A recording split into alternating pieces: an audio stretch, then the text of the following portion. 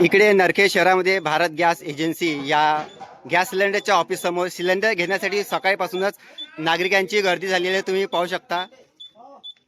आणि सकाळी सकाळीच या ठिकाणी सिलेंडरची गाडी आलेली आहे, ही बघा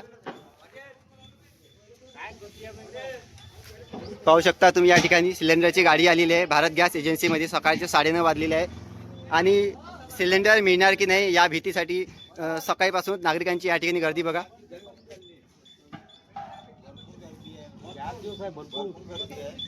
केव्हापासून नंबर लावलाय भाऊ?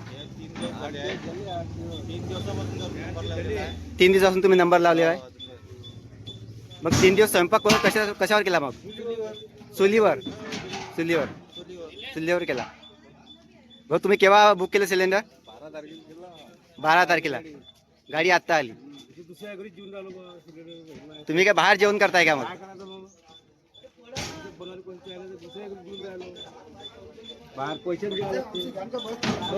तुम्ही पाहू शकता या ठिकाणी कुठल्याही प्रकारची धांदल होणार नाही। या ठिकाणी नरखेड येथे पोलीस प्रशासनाची कडक व्यवस्था सुद्धा लावलेली आहे।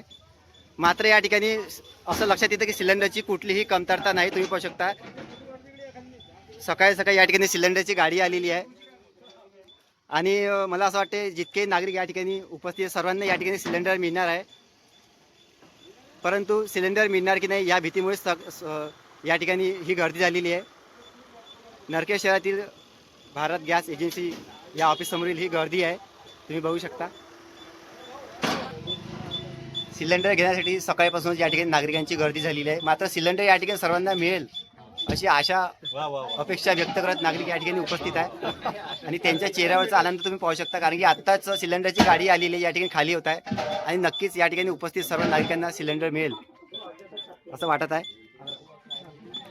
आणि ही गर्दी फक्त ही नरखेड शहरातीलच नाही तर ही बाहेरगावची सुद्धा या ठिकाणी नागरिक आलेले आहे, स्वतःची गाडी घेऊन 2 व्हीलर 4 व्हीलर घेऊन सिलेंडरसाठी।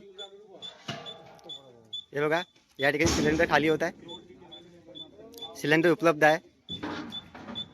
सिलेंडरची कुठलीही या ठिकाणी कमतरता नाही भारत गॅस एजन्सीमध्ये नरखेड शहरामध्ये। सिलेंडरची गाडी या ठिकाणी आली आहे, तुम्ही पाहू शकता। भाऊ मला सांगा, सिलेंडरची किंमत जवळपास 1000 रुपये झालेली आहे, काय बोलाल याबद्दल? महागाईचा भडका सामान्य नागरिकाला आणि शेतकऱ्यांना खूप त्रासदायक ठरलेला आहे। कुठेतरी किंमत कमी व्हायला पाहिजे नाही का? व्हायला पाहिजे। आता जवळपास 980 रुपयाचा सिलेंडर होत आहे म्हणतात, पण यामध्ये मोठ्या लोकांना ठीक आहे, गरिबांचं काय मग नाही का? शेतमजुराचा आणि शेतकऱ्यांचं फार नुकसान आहे। एक तर मालाला भाव नाही आणि हा महागाईचा भडका शेतकऱ्याला गव्हर्नमेंट भावही देत नाही आणि इकडे गॅस सिलेंडर झालं सगळे भाव वाढवून देतात आणि शेतकऱ्याला काही पटवून नाही राहिलं। आता आत्महत्या करण्याची वेळ शेतकऱ्यावर येऊन राहिली आणि भाव वाढी न दिल्यामुळे आणि हा महागाईचा भडका चालूच आहे। तर पण तुम्हाला काय वाटतं सिलेंडरची किंमत कमीत कमी किती असायला पाहिजे?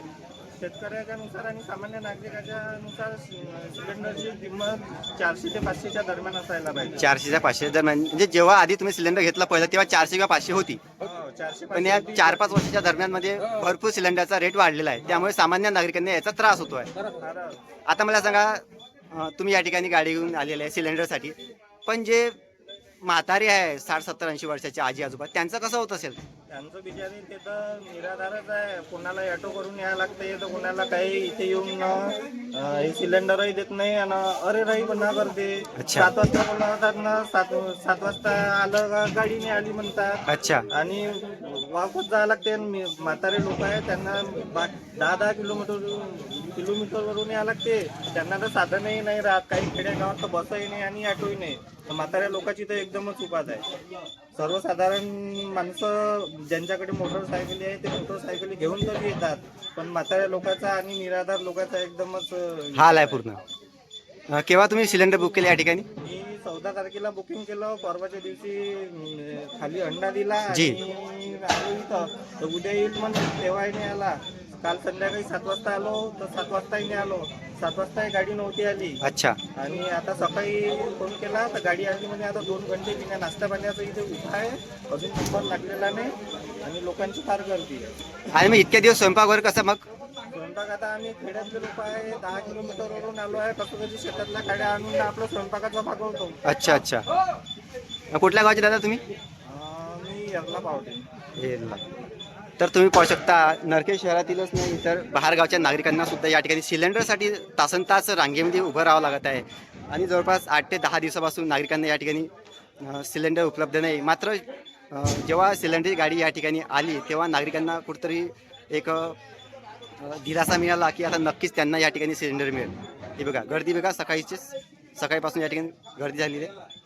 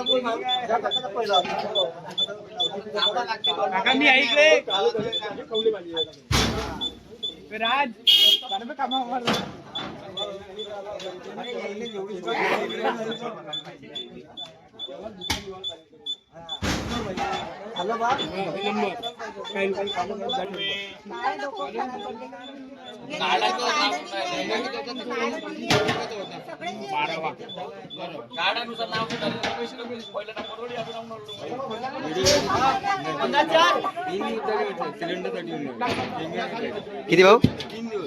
3 दिवस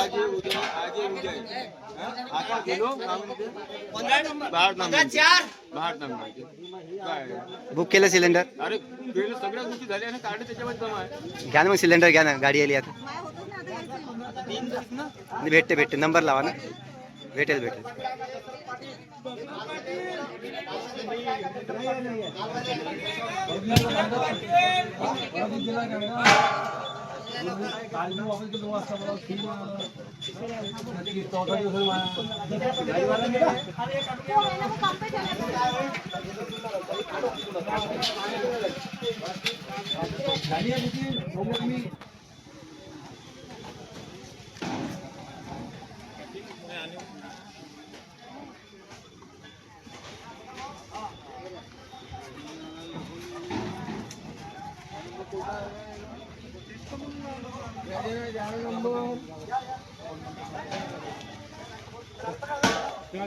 जा जम्मू